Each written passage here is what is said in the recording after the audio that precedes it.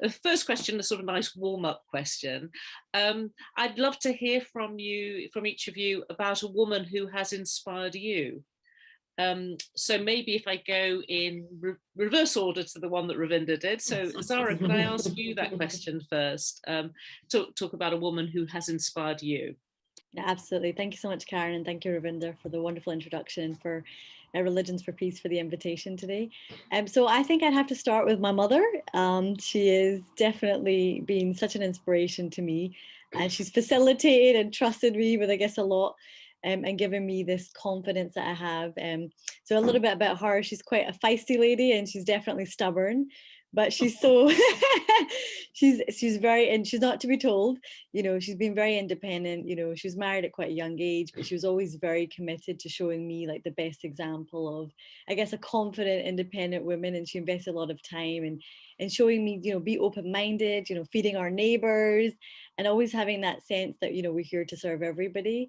And she had always these aspirations of becoming a fashion designer or a lawyer, and, you know, and I think she always hoped that, you know, she said to me, don't compare yourself to others, be your own benchmark of success, and, you know, aim for the top. She goes, you better be the best. You know, so you better get out there and do something great, you know. And she'd always encourage me that actually there wasn't really a limitation on what I could do, but so long as whatever I did, I was committed to doing fully. And I think, you know, for someone, and you know, and we always say to her, she's so stubborn and she won't budge once she's made her mind up on something. And then I realized that I probably have that same quality, which is which we always say we don't want to be like our parents, but, you know, we're always like, so, you know, sometimes I'm pretty like, this is what I want to do, and I'm confident, and they're like, oh mom, you're just so stubborn, and, you know, have you looked at yourself? And the other quality that I think is really important is she's always been a very humbling force. So when I was elected as the president of FOSIS, she goes, well, I don't care what you're the president of, you're going to clean your room. You're going to sort it. So, you know, so it's that idea that, you know, I think having that support network is so important, and having a good female role model is so important, but especially to pull you up, but also to make sure you're humble as well, that no matter how high up you get, you're always grounded and reminded of the people that matter most. And I think COVID really highlighted that, because we could see each other so much, and you're just like, oh my God, I just really miss my mom. So I would say that that's probably my inspirational person, and, you know, I'm very, very lucky to have her. That's lovely, Zara. Yes, I'm sure there are a number of us who resonate with those things that you've said. So I really appreciate what you're saying. And yeah, there's a great thing of looking in the mirror, isn't there? Umutesi, can I ask you the same question? So tell us about a woman who's inspired you. Yes, thank you. First of all, I will thank you, all of you, for the opportunity you gave to me to share a little bit about me. And about that question is a little bit hard for me, because I would say that to point of one woman who inspired me sometimes is very difficult, because I didn't get a chance to have my parents when I was younger. So my childhood, I passed in front of many women and men. So it's hard to say this one, but I would say that my childhood, like 5 years, I was in a jungle. So in that jungle, I saw many women who was struggling, trying to help their families, kids in a very difficult situation. So every single day I was suffering, and it was really hard. But I saw many women who sacrificed their lives for their child. So that woman inspired me really. And I would say that during that time, I was 12 years old, and I had to be a mother and a father as well, because my mother, after murdered my two young sisters and my brother who passed away after, I had to be responsible to help them. So I learned a lot from those women to see what I can do, because I had 6 months old that my mom left. So that's my inspiration. But these days now, I can say that I get opportunity to read some books, to see many women, to see the movies and the shows. So I can say that there are many women that even you in front of me, since I came here in Scotland, I learned a lot from different women. So yeah, I would say that there are many lessons that I learned from different women. So I can't point this one. Okay, that's all right. That's fine. Thank you very much.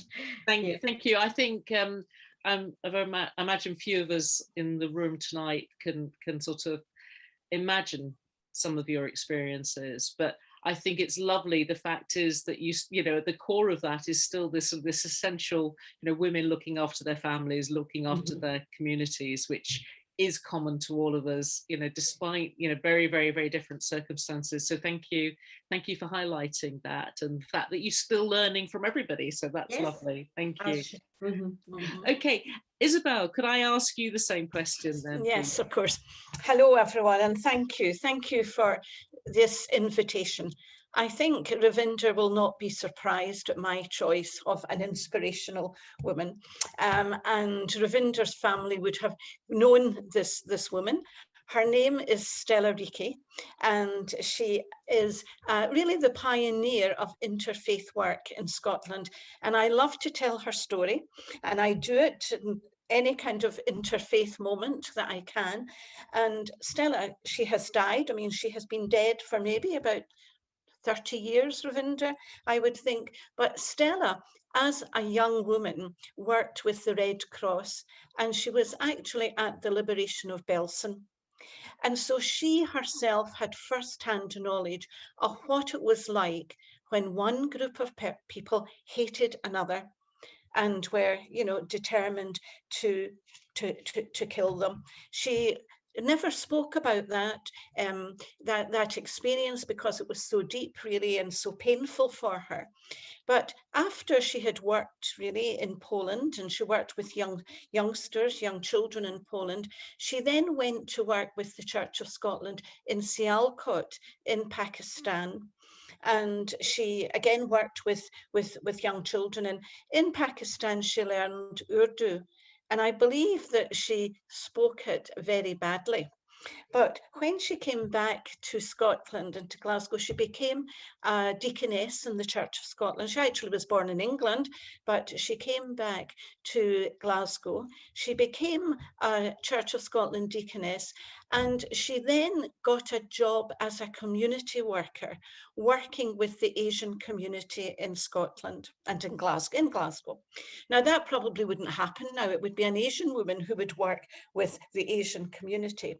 But it was at a time, probably the late 50s, early 60s, when in fact Glasgow Council had actually gone to India and Pakistan and really asked people to come to Glasgow in order to work there. And so Stella, because she could talk Urdu, I think, became a community worker. And she lived at a place called the International Flat. And in the International Flat, she worked with women, she worked with all different groups, but she began the very first interfaith group in the country called the Glasgow Sharing of Faiths. And that really started me on my journey of interfaith. And I've been involved in interfaith for a long time, but I used to say to people that Stella used to sit on my right shoulder and she whispered in my ear all the time, "Don't give up, don't give up." And so I really feel that a lot of what I have done really has been in the spirit of Stella Rike. And just one more thing before I stop, which shows really the great impact that she had, was when it was the 25th anniversary of her death. We had a dinner, Ravinder, you'll remember this well, and we had a dinner to celebrate it, and 90 people turned up. Now, I think if 90 people turn up 25 minutes after I'm dead, I'll be very lucky. But this was 25 years, remembering what she had done for them. And as I say, her spirit in interfaith lives on in Scotland today. So Stella Rike, and I'm delighted to always to be able to tell her story. Thank you, Isabel. That's lovely. I think Ravinda, you wanted to add something to that. Yes, I do. You know, Isabel mentioned Stella. My mother-in-law came here to Glasgow in the sort of late 1950s. And when I joined the family here in the sort of late 70s, she always talked about Miss Riki. Miss Riki, who helped everybody, and she helped all the communities, you know, the immigrant communities who came in the 50s and 60s, and she really loved her. And she always used to say that she was a wonderful, wonderful person. And it was an absolute pleasure and an honor to be at that dinner with you, Isabel, and with everybody else. And don't worry, Isabel is the culprit who got me involved in interfaith work about 30 years ago. It carries on, doesn't it? I mean, I'm sure, Isabel, when 25 years after you pass away, there'll be plenty of people. Well, I think so. I'll not be around to know. Anyway, so I just wanted to add that Stella really started interfaith work here, bringing communities together, and that's what we're still doing right now. So thank you, Stella. That's lovely. Thank you. Thanks, Ravinda. So the second question, I'd be interested to hear from each of you about how your faith has supported you through the barriers and challenges that you've had to overcome. So particularly thinking about your own faith, whether it's at a personal level or the faith tradition that you're part of, it would be lovely to hear about how that's helped you. So let me, just to, in the interest of fairness, Umutesi, can I ask you to start with that question? Oh, yes, I was thinking that I would be in the middle then. Just for the, yeah. Well, I would say that when I was born in a Christian family, which is the Anglican Church. My grandfather was the people that they call canon, so as the people in the church that they give the advice to the archbishop or other member of the church. And my grandmother was, they used to call Muchara, means that is like a mother of the community. So they had what called Mothers Union. So they used to teach other women how they can cook, they can bake, how, you know, something like that in the community.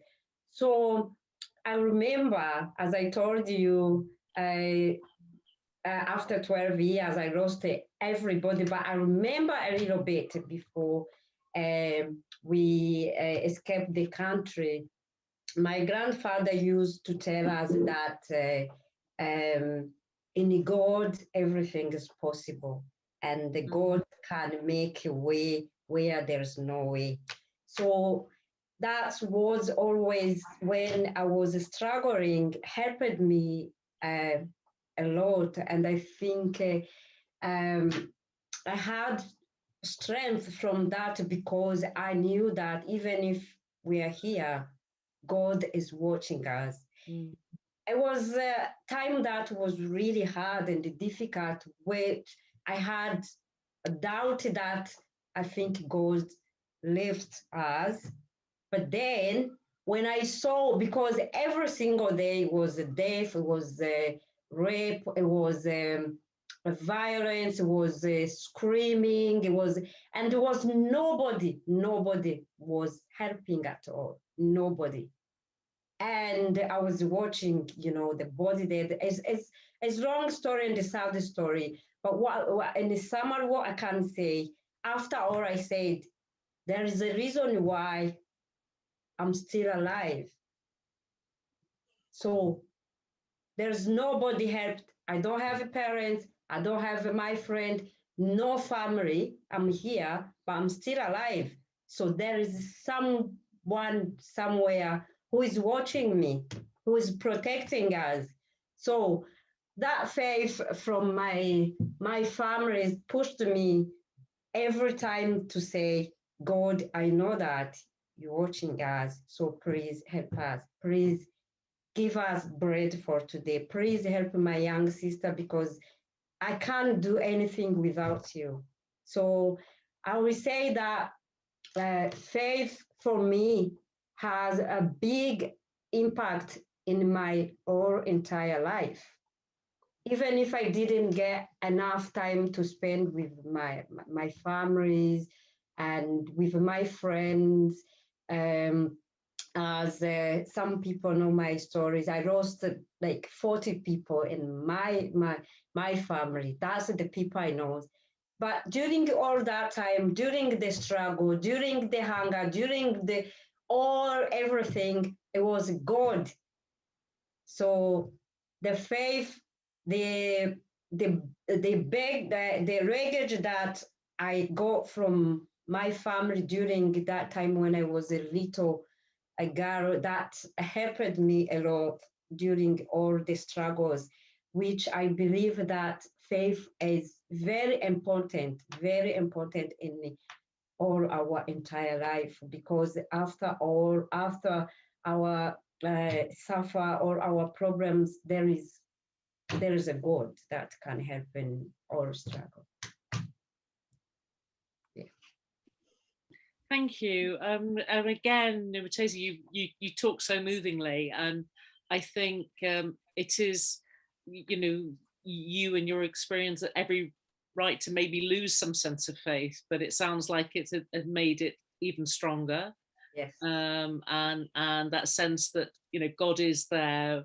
We don't always know. It's not always obvious. We don't always see evidence, but to actually keep, and that's what faith is about. It's about seeing the unknown, isn't it? So thank you very much. Isabel, may I ask you to continue on the same theme? Yes. Umutesi, thank you for what you say. And to be honest with you, I'm very hesitant to say anything after your contribution. My life just seems, well, no life is easy, so I can't say that it's been easy, but I don't know what I would be like if I had to experience what you experienced, but I've just experienced the ups and downs of life. Yeah, and of course we cannot live without bereavement and illness and what have you. And so, like yourself, my faith has been important to me. I think that when things have been difficult, it has given me a vision to feel that there is meaning in that, and that that, well, is part of the process of life. And as you know, one of the things about Christianity is that one of its kind of practices is what we might call death and resurrection. You enter into difficult situations, you let them go, you find new life comes. So I found that very helpful. I found the whole vision really of the kingdom of God helpful. That's something that my faith would put before me, that all in our own little ways we can make the world a better place, and we do it bit by bit by embracing the difficult as well as the good. It has taught me to give thanks really for all that has been given to me, to try and do my best really to serve. And it's given me a religious practice really, which has kept me going, prayer, meditation. But also one of the biggest things I think that I've had from my faith is the sense of support, really, that I'm not alone. As you say, Umutesi, yes, the sense really that God is with us, that there is that strength, but also that other people are with us. And I think at one point when we were talking about prayer, Ravindra, if I can just repeat myself about that, one of the things that I always find very helpful is the fact that there is so much prayer going on in the world. Within Christianity, I'm Catholic, and so within the Catholic Church, within monasteries and within convents, people come together 5 times a day to pray, and they pray for the world. And that gives me great hope. It's almost like an energy there that I can use, and that, you know, I can draw on when I find that I am weak. And the same thing happens in mosques, and the same thing happens in gurdwaras, and it happens in synagogues. And I just have this sense really of this energy that is around, that I am part of and related to. But you might know, I mean, as Ravinder introduced me, she introduced my sister, Isabel Smyth. Now that's because I belong to a religious community. I'm a nun, a Catholic nun, you might say. So one of the things that has kept me going has been my community. I live in a community and belong to a community of women who are all inspirational women who have been pioneers in so many ways. And we're not the only community of religious women. There's a lot of them in the Catholic Church, but we're within, if you like, a patriarchal church that could sometimes get you down, and within a patriarchal church that might not be too interested in things like interreligious dialogue. But to know that we have that support amongst ourselves, we pray together, we talk about what's important, we help one another and support one another in our work. And so, Umutesi, when you were talking about all the inspirational women that you know, I was thinking about, I have been privileged to live with so many of them and been strengthened and supported by them. So in that sense, you know, my own faith and also the faith community in which I live is a support to me and helps me find meaning in every day, really. And every day is it's worth getting up and living life to the full. And I'm grateful for that. Thank you so much, Isabel. It's interesting, as you were talking, there are a number of words that sort of popped up. I had to write them down because otherwise I'd forget. But you talked about meaning, you talked about community, you talked about practice, you talked about prayer. And I imagine, again, everyone in the room, whatever our religious tradition, they're all things that we can relate to, that maybe in some ways help us to maybe it's just about spending time during the day thinking about a sort of slightly deeper meaning. And I think, you know, it'd be interesting to have if there are whatever 31 of us in the room, you know, what for each of us is a definition of faith. But I think those words for me really are universal for all of us, and that's so important for us to, as an interfaith group, to reflect on. So thank you very much. Thank you. So Zara, may I ask you the same question? Wow, how am I supposed to follow on from those amazing reflections? And I agreed with Isabel. I mean, Umutesi, how can we compare? But thank you for sharing some really powerful reflections from, I guess, a different kind of struggle than one that we can possibly imagine, and absolutely, you know, just amazing how you still push through. And I think it's that resilience that faith gives us, which is what I would like to reflect on, particularly I think during the pandemic. And we've had a couple of really big I guess quite a few of us had some really big celebrations, but for us, Ramadan at home.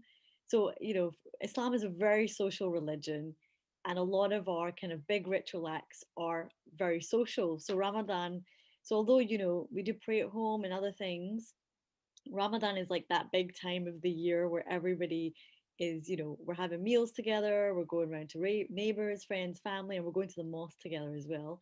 And so for us, it was quite a culture shock. We didn't really know what to do with Ramadan at home, and mosque being closed and this virus everywhere. And I think, you know, for myself, pre-pandemic, I was always on the move, always traveling, and I think living very not fast lane, but, you know, we're always, life is just moving and you're just moving with it, and you're not really taking that time. Although our faiths all encourage us to contemplate and reflect and to slow down, we get caught in it. And I think pre-pandemic, it was a sense that you're really in control and you're just moving along, and this is what life demanded. And then you had this kind of, well, actually, no, so we're not going to do that anymore. And everything stopped. And I think that was a really powerful moment from just a personal point of view, which is to reflect on, well, how have I actually been living my life? And where am I at in my connection to my creator, and my connection to family, and the things that I actually really cherish, but not the things that I spend my time with, you know, because we're busy moving and doing other things. So I think Ramadan at home was a really great time because it's a month in which we're supposed to really reflect, you know, we'll give extra in charity. And we had to think about creative ways of giving because, you know, charity is such an important part of all of our faiths. And I think, you know, Ramadan, it's like the time where Muslims are the most generous, you know, we're the biggest time when we donate or globally and, you know, millions of pounds. And so, but, you know, we can't speak to our neighbor, we can't go visit our family, we can't go to the mosque. So what are we, you know, and that's when faith really pushes you to show that resilience. Well, actually, I can still pick up the phone. We can have virtual, you know, iftars and meetings, and also I can still take care of my neighbor. Maybe I'll order them some food and, you know, finding, and I think that's what was brilliant. And I honestly think that faith communities were like a fourth essential service during this pandemic because we thought the people hungry, we got to get them some food. You know, we saw with the refugees that were the hotels and all that stuff that was going on. And people were like, okay, let's see what we can give. What can we do to support? And I think, I mean, Scotland, we were all biased here, but Scotland has been definitely brilliant in that. Glasgow, even recently, and it was on the day of Eid that the refugee situation happened, quite local to me as well. And you could just see people in their best, you know, protesting on the streets saying, you know, we're not going to have that. So I think faith for me has inspired a new sense of resilience, a creativity, and thinking that just because the situation is not what I'm used to, I'm not in control, doesn't mean I don't have a responsibility to give, to share, and to also think about how I can be better. And obviously, you know, being in the Secretary General and all the different influence and power I have, one thing that we did this Ramadan was to say thank you to, you know, our frontline workers who we forget, you know, will have been fasting, will have also suffered bereavement and loss, will have been, you know, going through all the things that we're going through, but actually on the front line, you know, and some of the first people to pass away were actually Muslim doctors and doctors from ethnic minority backgrounds and, you know, nurses, and you just think their families, you know, what they've sacrificed for us during this time has been phenomenal. And I know we had an interfaith iftar, and I know all faith communities here have given hundreds of thousands of meals all over the UK. And I think for me, that's something to be proud of. So I think faith has inspired a sense of resilience and hope, and also shown us that we can still do great things even under tough circumstances. So that's my reflection. Thank you, Zara. I think one of the things that strikes me, it would be interesting if we'd had the conversation 18 months ago. You know, maybe some different words would have come out, maybe not, but I think we would have been a little bit I don't know if that optimism would have been there the same way. But no, but I love it. And I think what you're sort of embodying really is this sense of, you know, it's helped me, you know, you can either go deeper and deeper and darker, or you can, you know, raise yourself towards the light, and that definitely came through. I think if the others wouldn't mind for a moment, I just want to have a sort of question I'd really curious to ask Zara. I'm sure a lot of us in the room, because you've sort of really been a pioneer, groundbreaker with getting your position, and we're talking a bit about challenges, how your faith's helped you to overcome. Are there any particular challenges that you could, you know, be interesting for you to just sort of reflect on in terms of achieving that position?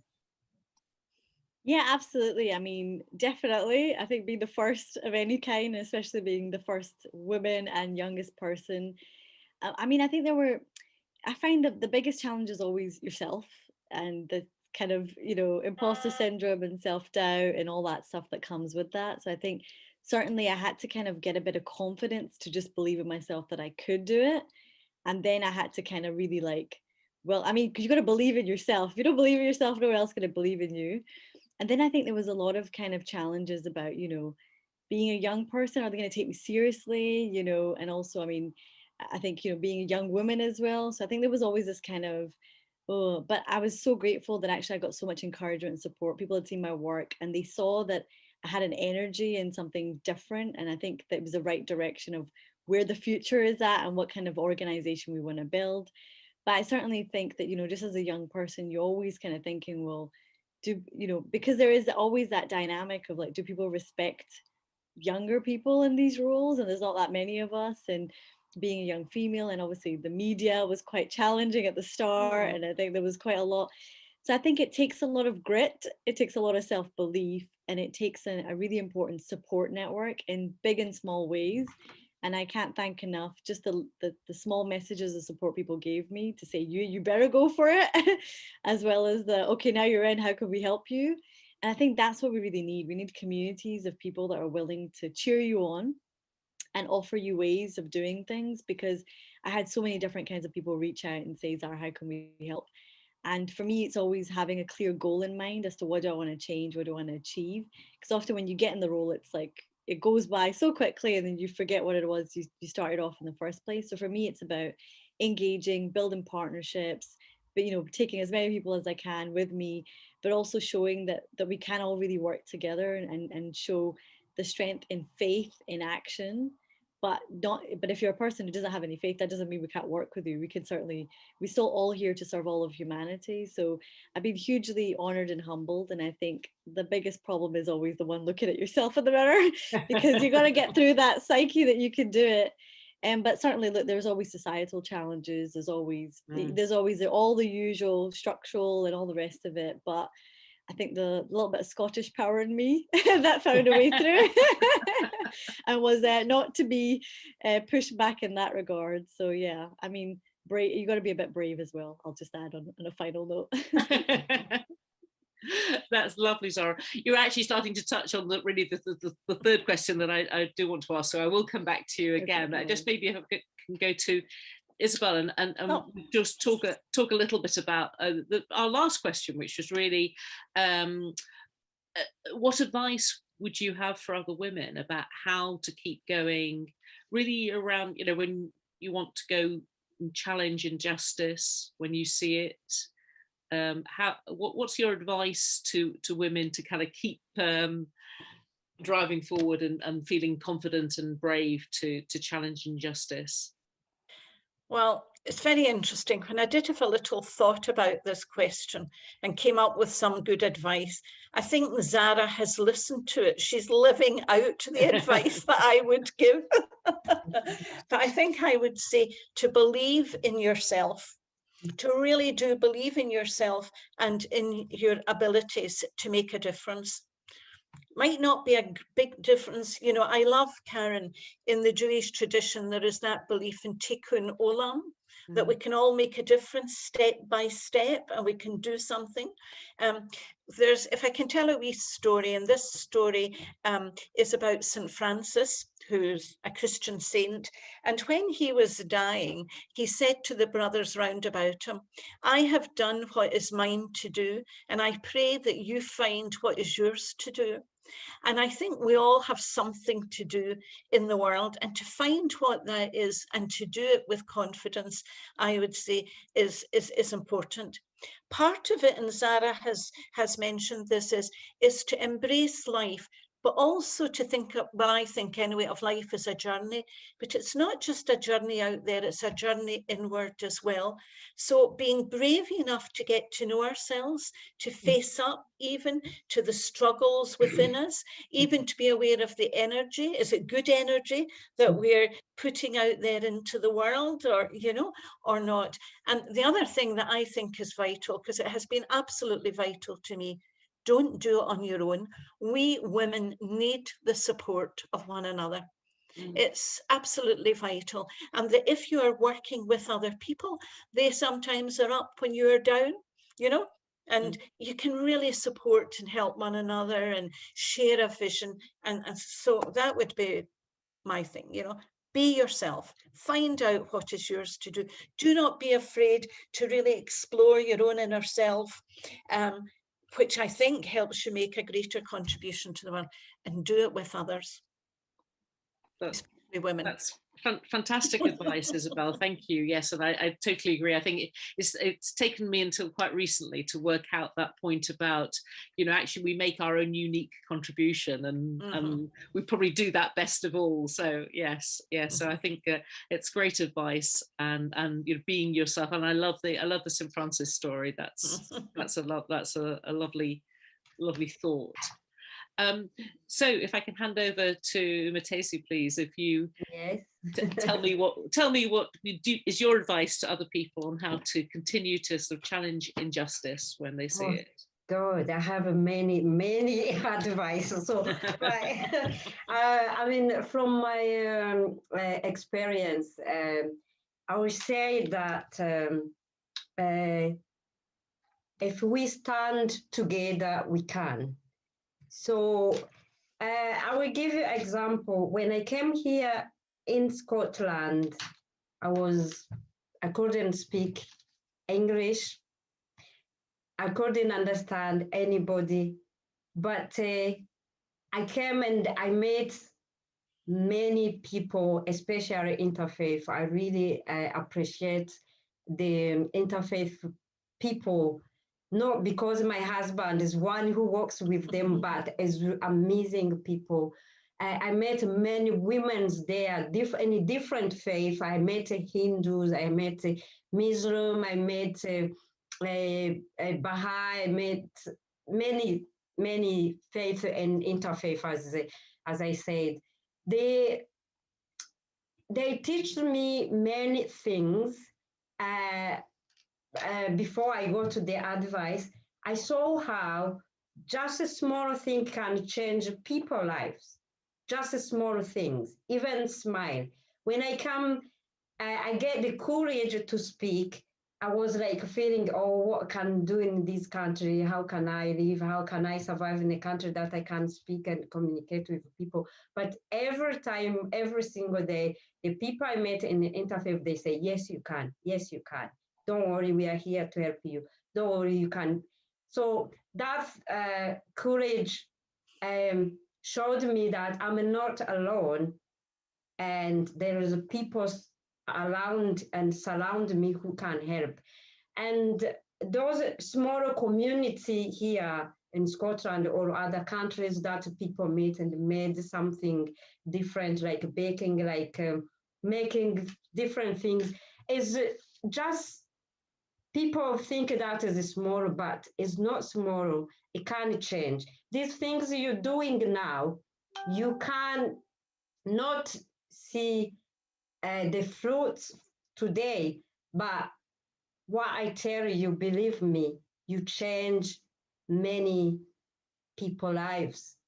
Not direct, maybe indirectly, people will not tell you, but I will tell you from my experience, because I learned a lot. And to be me now is because of you, is because of people like you.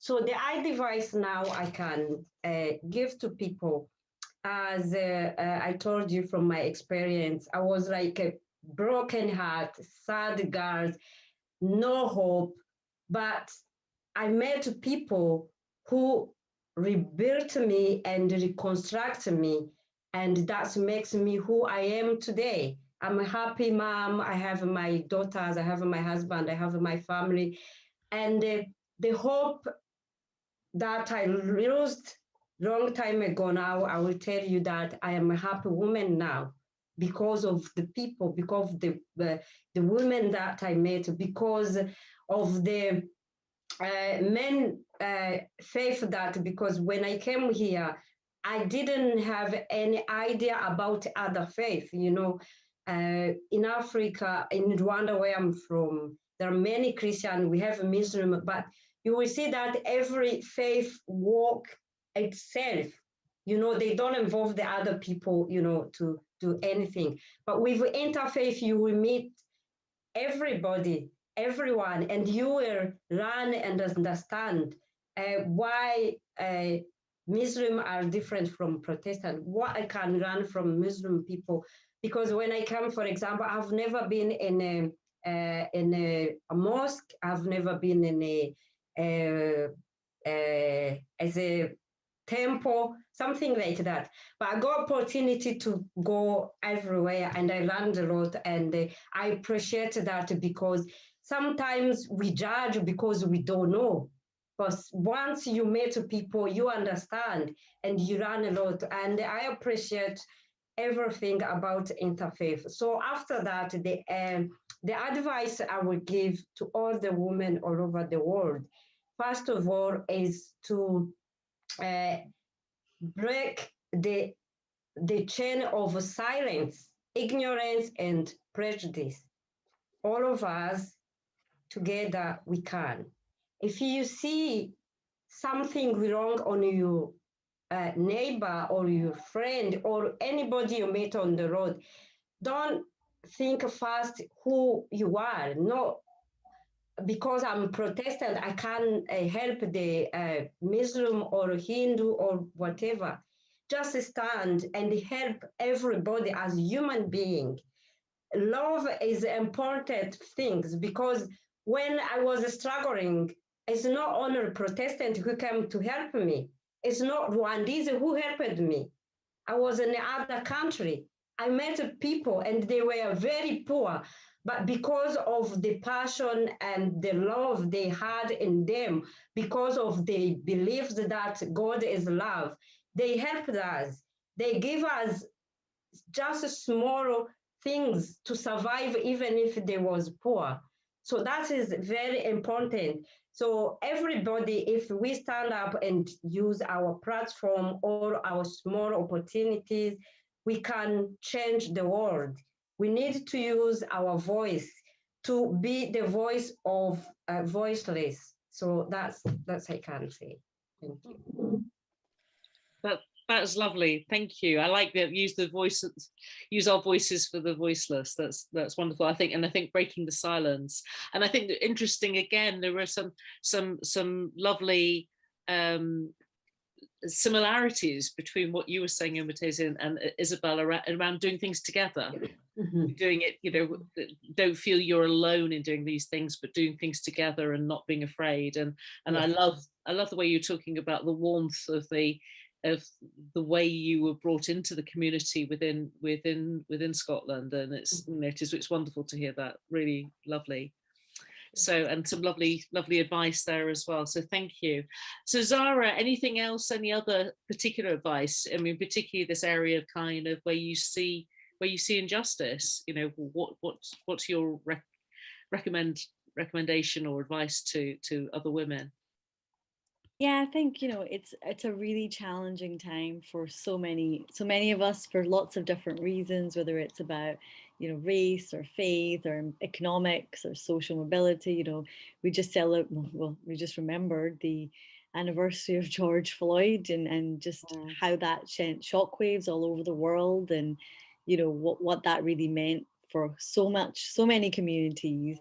And I think a lot of young people really are just I think we've all really had enough, really. And we're looking now to see some real change and not just the lip service. So I think certainly in terms of injustice, I think it's so important for us to remember our voice is really powerful, and our presence, whatever that is, you don't need to be head of an organization to make a change, and certainly George Floyd showed us that he inspired a change in all of us, because that change has to come from within. And I think that's what faith teaches us, is that, but you point the finger at someone else and there's 4 pointing back at you. So we really have to consider, what are we doing to instigate the change that we want to see in reforming the society as we want it? And I said to a lot of people in my organization, I said, well, we're making decisions that impact the future. Shouldn't we have the future at the decision-making table? And certainly, and I think that's what it is. It's like, continue to make that partnership. We're really building a future where we're all included and where all of our voices do count. And I think appreciating that until we acknowledge our own role in that, it's difficult for things to change. And, like simple things like, everybody recycling, after that wasn't really seen as something important. Now we realize, oh my God, there's so much plastic around us. How are we going to sort this out? And with COVID as well, I think people are going to struggle coming back to normal or whatever it is, but one thing that we've said is that normal can't be what it was before, when we had all of this economic disparity. The poorest and the richest did not have the same experience. So I think we've got to lead by example. We've got to be ambassadors for change. We've got to realize that our voice is really powerful. Nowadays, anybody can say, you can really make a change because the world is so connected. But foremost is that, I think, never losing that hope and faith that actually, we're not here to fix all of it. And as Isabel said, we've got to take people with us. And I think that's certainly true, isn't it? Which it's not, and that gives me a bit of reassurance, Isabel, that I don't need to fix it all. I just got to do my bit, and that's it. But sometimes people do make you feel like you've got to fix the world's problems, and you got to do it within 24 hours. Otherwise, it's all over. So I think certainly just reminding yourself to pace yourself. And I think one thing that's been really important that I've learned is well-being, especially I think during the pandemic, like that daily walk became such a lifeline, just to go out and breathe and, get out the house. And I think well-being has to be something we put into all of our work, whether it's, professional, organizational, or voluntary. And I think COVID really showed that we have to take care of ourselves, because I know that as soon as we were working from home, it was back to back again. So I think there's got to be now, I said it in one of my articles, a well-being economy, this idea that we've got to value the price of taking care of ourselves, because I feel like it's the biggest thing. I'm the biggest culprit, so I'll put my hand up first. I'm the worst for it. People are like, you taking a break? Yeah, I'm taking a break as I join another Zoom meeting. So, I'm sure I'll welcome all advice in that regard. So there's something about leading by example there, is there? Yeah, that's what I mean. I've got plenty to say, but I really do need to take my own advice. And it's the nature of the beast, isn't it? You get caught up in it. But I think, being in spaces like this one and hearing people's stories, and Umutesi, what you've said today has just been mind-blowing, I think, for all of us. And you're just smiling away. So, it's definitely comforting to know that at the end of it, you can keep smiling no matter what's going on. Yeah. Yes, definitely. Well, those were the formal questions that we had we put together. There are a couple of questions I've noticed that have come up. So if I can, so this question from Laura was, I think specifically probably to you, Zara, a very, very, I think, very interesting challenge, particularly following the release of the Islamophobia report. Is the one thing that non-Muslims can do to help? What do you think that would be? I mean, maybe there's a view from each of our panelists on that. Yeah, sure, definitely. I mean, I think there's been a couple of reports, obviously, Islamophobia, but we also had the Seoul report as well. And, there's lots going on. I think the question's really broadly about partnership. I think it's a mutually beneficial thing here. So it's not just non-Muslims, but Muslims and all faith communities and none, which is how can we work better together? And I think we've got to continue to be allies for change. And, no matter what the cause is, or if there's an injustice, or if there's some suffering and there's a little bit of good we can do towards that. I think, unfortunately, there's a lot of stigmatization perpetuated and a lot of othering and a lot of, I faced it in my election as well, which was, but how can you be elected to this role? You're this, how are the, and there was a lot of like, can Muslim women lead? Are you allowed? What, and it's kind of like, okay, what decade are we in? What country am I in? Like, what's going on? So it was a lot of stereotypes about us without us, and I just think that the best thing you can do is if you're unsure, learn a little, ask questions, build friendships, and where there are things that you see that are wrong, call them out and challenge them. I shared a really short story. I was on a bus and I could see that, I'd just gotten on the bus and there was kind of a man that I think there were two refugees. They're sitting in the back. They're just quietly minding their own business. And there was a gentleman who was just he was being really horrible, and he was kind of provoking them. He wasn't being very nice. And I just sat there and I thought, I can't hold it. I'm sorry, mom. And I said, I turned around and I said to the two gentlemen at the back, I said, "Are you okay?" And they looked kind of frightened. And then the man immediately said, I'm not racist. I'm not racist. I said, I never said you were racist. I'm just asking if they're okay. And he got so taken aback that he was being challenged. And then, he kind of stormed off. They left and then he stormed off. But before he stormed off, he turned to me and he said, "You're not nice. You think I'm racist. I didn't do anything wrong or whatever." And I was just like, well, whatever, And the point was that, and once they left, the other members of the bus said, "Oh, we don't think he was racist. I think he was just causing trouble." And I was just kind of, well, like, look, you made your choice. You didn't want to say anything. Unfortunately, I couldn't stand for that. And my mom was like, "Oh my God, are you crazy? What are you doing picking a fight?" But for me, it was like, I know if I was them in that bus, I would want someone to say, "That's not right. And you don't represent us as a community. So stop." And I know it was a bit of I'm not encouraging everybody to be vigilantes, but I think we all have to make those choices as to what is acceptable in our society and what is not.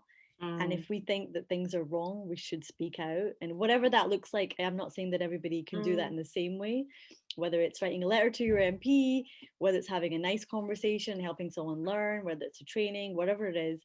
But if we allow people to get away with things, then we're just all, in my opinion, I think we're complicit. And I do think that maybe, and I understand, I don't want to make any judgments about people, but we can't stand for intolerance. So, you know, and I think it was the only thing that allows evil to exist is, you know, the absence of someone, you know, the absence of our voices, the absence of justice. So we have to speak up. We have to say to people, you know, who we are and what we represent. So that would be my advice, I think, to be an ally for all of us and stand out, you know, when things are wrong.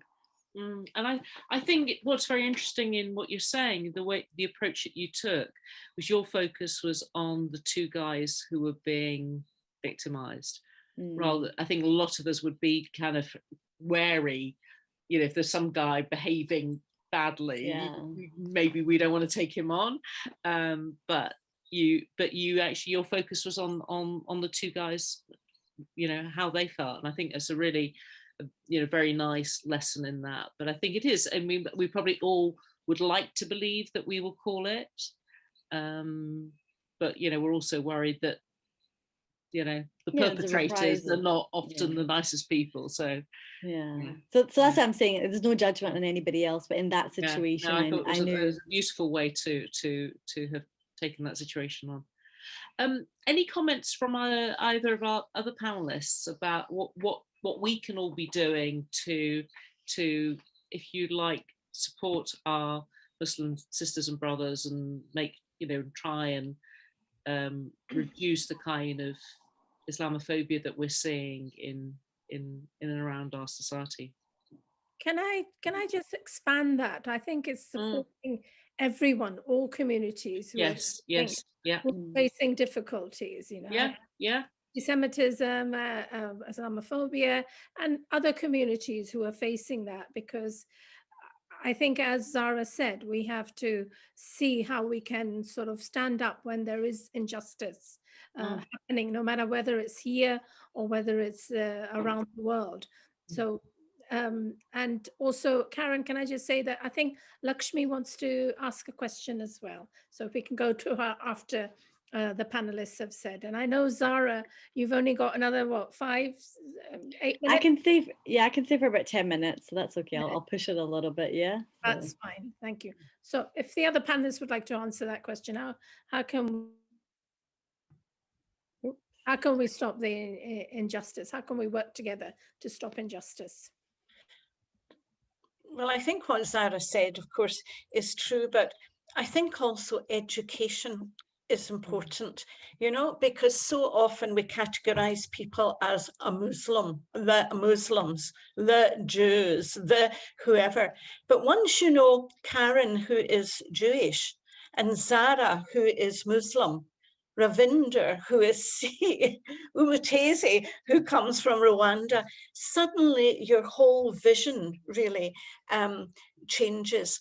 And I know there are some people who are very prejudiced, and I grew up, of course, in a sectarian situation, and I think I'd want to say that has changed. Although we keep saying that Glasgow and Scotland is quite sectarian, it's not as it was, because now we're much more known and we're much more part of the community. So I'd want to say it can change, you know, and please God, it will change. But there is something about education and about knowing one another as human beings and as people, and feeling one another's, being able to stand in one another's shoes, so that when we do hear racist remarks or Islamic phobic or anti-Semitic remarks, you feel the pain of it, really, you know, and you therefore can kind of say something, because sometimes, you know, it's very hard to know what to say, isn't it?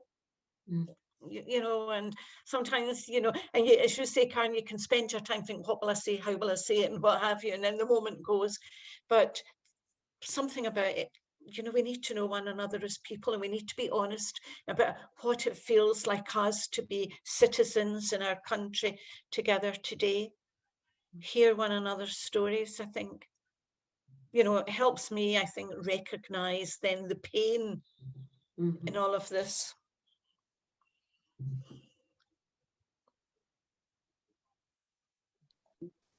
Okay, thank you, thank you, Isabel. It's very true what you're saying. Yeah, I think feeling other people's pain and understanding how that might feel if you were on the receiving end is a very good point.